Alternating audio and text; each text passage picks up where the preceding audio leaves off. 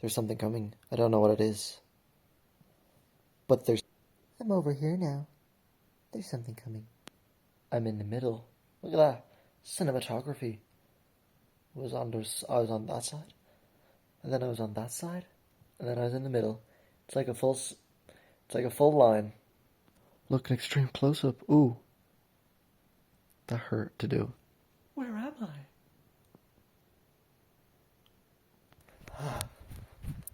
What is he doing? He shouldn't be doing that. That's naughty. It was gonna fade over, like I was gonna like opacity stuff, but the stuff I have on my phone I can't do that with. I don't put it on fucking on my laptop edit because it's like have to right now. I think you should personally be talking about the Little Shop of Horrors. I don't know, that's an opinion that I just have. Are we not allowed to have opinions anymore in this world? But Alan Menken and Howard Ashman worked on it. They were a musical duo. Howard Ashman wrote the playbook for it, for The Little Shop of Horrors, which was originally based off of a movie that was made in, I think, a week or a day. It was one of them, and it was like a 50s musical, pulling this shit out of my ass. But it's in the vicinity of truth. So there was this low ass budget movie, and they based a musical off of it. So they wrote it, and after they wrote it, they were approached by Disney to do The Little Mermaid, and the two of them wrote The Little Mermaid together. And there's a song in The Little Mermaid that you probably know, part of their world. This song is so similar to Somewhere That's Green from The Little Shop of Horrors. Go listen to them back to back and you'll be like, okay, yeah, that makes sense. Even when they wrote it for like the part of your world, they called it Somewhere That's Green Part 2 as they were working for the title. Very interesting, don't you think? What else? The puppet for the plant, the one during this song, Get It / Feed Me, where the plant first talks, spoiler, or sings sensually. It's a very sensual musical. I had a lot of cookies and milk, and it's late. I hope this isn't coming in one ear and not the other. Coming.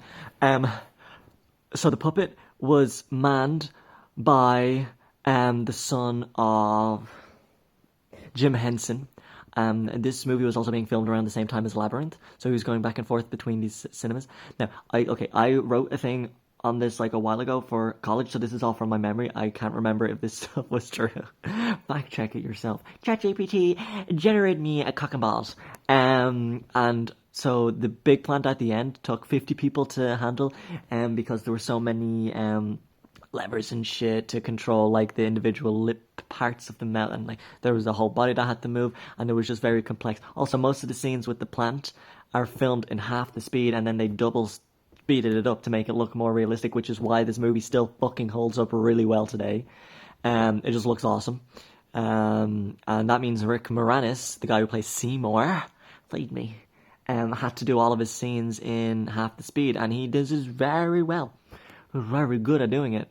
I can't wait. Here's a really bad attempt at me trying to explain something that I thought I explained badly. You can watch this fucking thing while it goes on. Just look at it. I made a balls at explaining that the half speed thing. So basically the plant was too big to move quickly. So they were like, they wanted to get a fast enough movement. So they're like, let's just double the speed of it. And when the other guy's acting, he just has to move a bit slower to make, when they speed it up, to make it look like he's moving in the real time, at the same time as the plant. And that's basically it. That's what they did. Shut the fuck up. That's even worse. They wanted the plant to move at a speed that seemed realistic to the world because it's supposed to be an alien plant. So they recorded it. Oh, fuck, I give up. See him back in Spaceballs 2. That's going to be fun. Although I'm a bit worried because I don't find... Is it Mel Gibson? No, Mel Brooks. Sorry. Mel Gibson's the other one. I don't find his stuff that funny. It's okay. Whatever. Anyway, first Spaceballs is okay. Anyway, back to Little Shop of Horrors. The character of the dentist is based off of Howard Ashman, the guy who was one of the writers, who wrote I am red with some blue. the playbook for it, so like the lyrics and stuff. The dentist is based off of a type of guy that he liked because he was gay, he was homosexual. Trad men, but it was very over the top, very campy. Anyway, Howard Ashman got like AIDS, I think, after the Little Mermaid, and Howard Ashman was in the.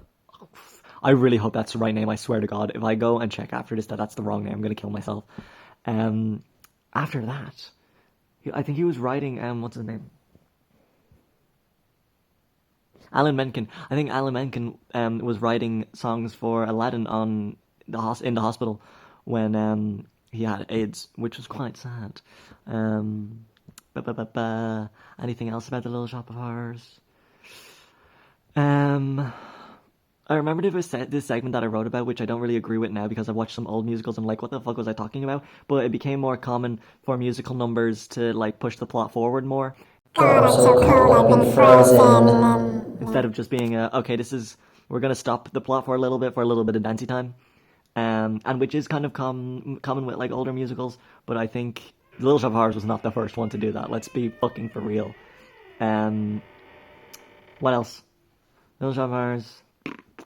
I am your dentist. Oh, the scene with the masochist dentist patient guy. I think all of Bill Murray's dialogue was improvised, which is funny.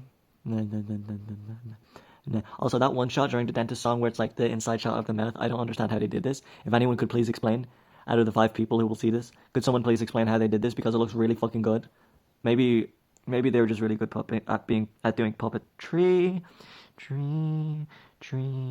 They also wanted to reboot, like do another version of the Little Shop of Horrors with them. I think there was some fan cast of putting Charlie Day as Seymour, which I kind of agree with, but I don't think this movie would work again because you can't get anything that's as good as the original puppets, as CGI would kind of just fuck it. And also Levi Stubbs as Audrey 2 is the most sexiest voice for a plant I've ever heard. Want to save your skin, boy? Take my skin. Put it on your vine, shove it up my ass. Yes, daddy. Ooh. Oh, that ruined the whole video. Jesus. End of the video. Fuck off.